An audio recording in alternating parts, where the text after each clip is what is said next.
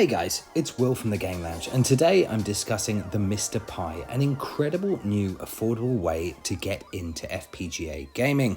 Now, up to now, the only really accessible consumer-friendly way to FPGA game has been the DE10 Nano board, and that was previously subsidized for educational use, but nowadays the subsidy is gone and they aren't manufactured in huge numbers, meaning the price has been steadily increasing over the last few years. Now, let me be clear up front, this isn't a review, this is my general feeling after some time using this device. FPGA in emulation, in other words, coded to the metal cycle accurate emulation, has just not been as accessible as software emulation in the past. Until now, and that's thanks to the release of newer, cheaper clone hardware.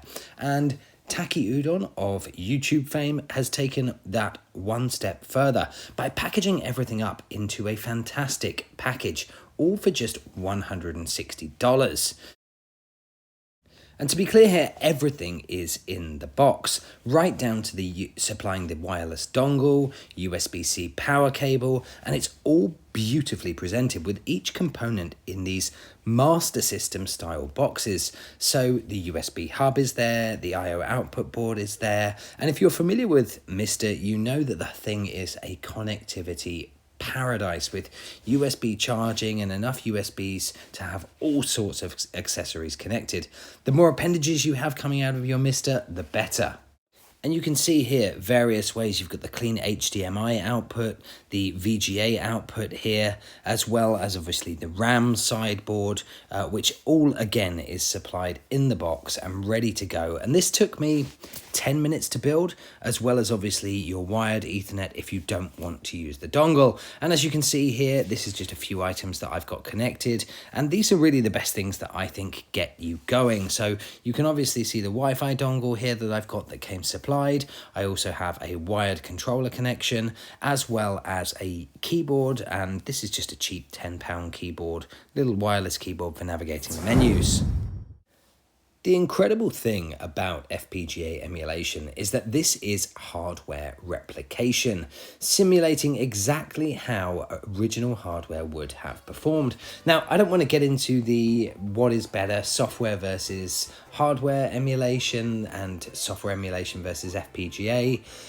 It's very, very simple to make the argument that you can just pick up a Raspberry Pi, which can do so many more consoles and has a very, very competent flashy front end, or a $25 handheld that will play most of the consoles that FPGA can. But let me be clear, I think both are critical for preservation. On the one hand, emulation is very accessible and cost effective as an experience, and you can deploy it on multiple systems and widen the bandwidth of how you can access your games, and that's a great thing. And also you can have various form factors and different underlying OSs. It's critical to the preservation, the long-term preservation of gaming. But FPGA is more about hardware emulation, actually replicating the timings of legacy hardware. Now, it's still emulation. And I think one thing to say that's important here are individual cores are only as good as the talented developers who create them. But thankfully, the FPGA community has some very gifted developers.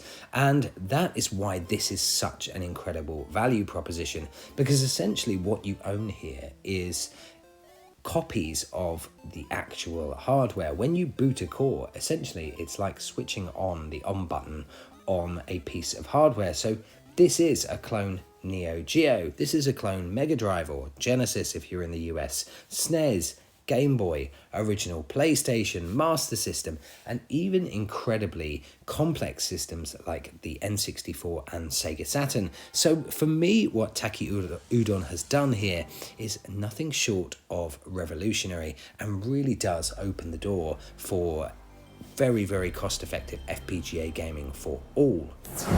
Now, I own a Mister, and I picked one up a few years back, and I remember setting it up and building all the right folder structure, making sure everything was named correctly, was actually something that was pretty difficult back then. And the great news now is that this is now not just accessible from a price perspective, but the software has come such a long way. Acquiring all the relevant cores is now as simple as running an update all script that will get all of the relevant information, and I was up and gaming on this incredibly quickly, and I've spent many hours on this, and have to say right now I have seen absolutely no differences between the Mister and obviously the board that Taki Udon is supplying, and I've got to say that's very, very impressive. And in fact, in many ways I've seen a few benefits.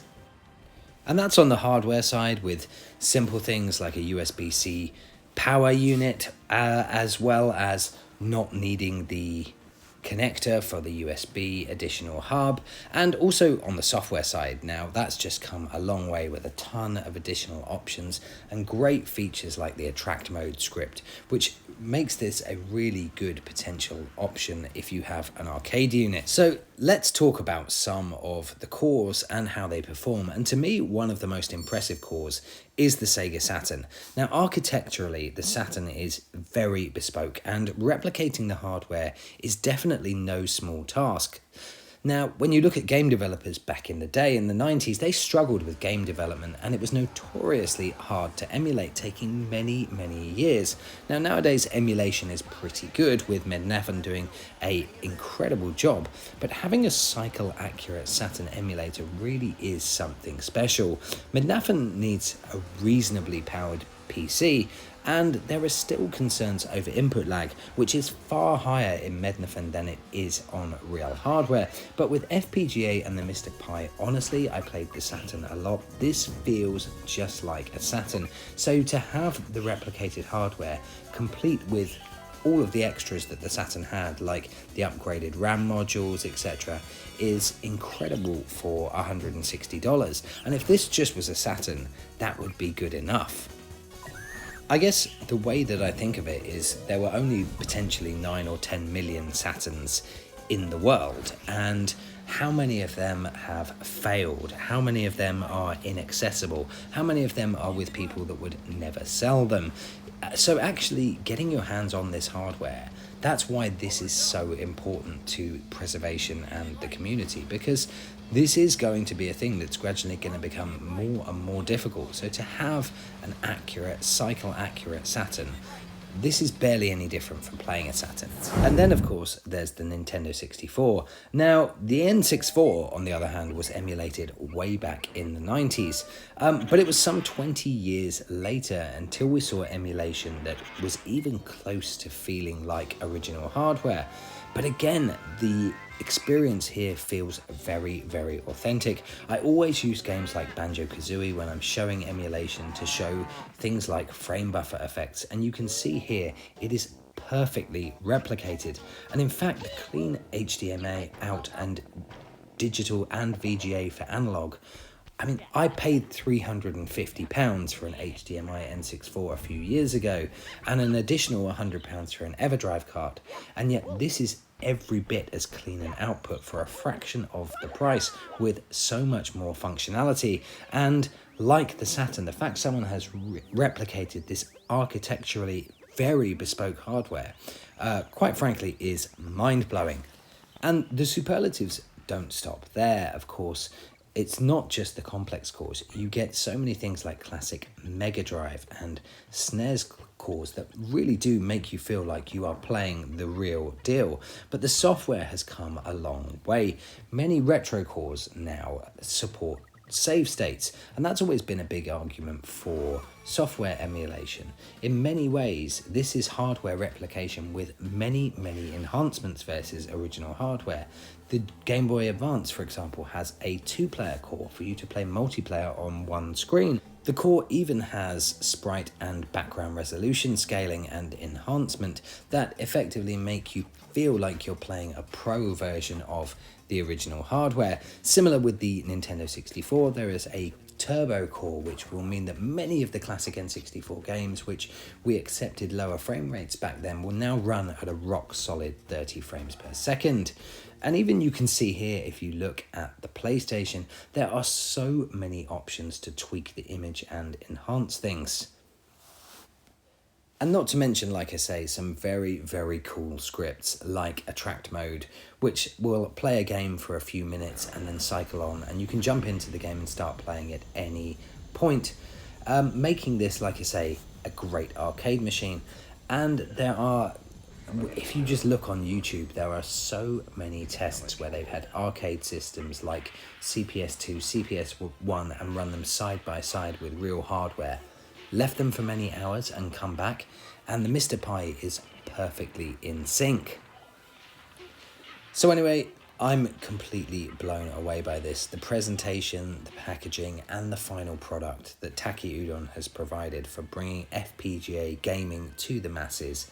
This is fantastic, and I think lowering the barriers to entry to people to get into FPGA gaming, I now cannot recommend this highly enough for the money. Like I say, the way to think about this, rather than, is to think you're getting all of these consoles and really getting replicas of these consoles. Now, I recently paid for an analog 3D, which is the Nintendo 64 FPGA system.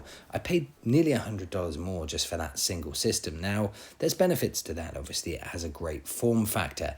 It has 4 controller ports, as well as obviously cartridge reading, but I don't think it's going to do anything better that this can do. So thank you, Taki Udon. I hope you enjoyed this video because it was very exciting to make, and as always, like, subscribe, it really helps me out, and have a great day.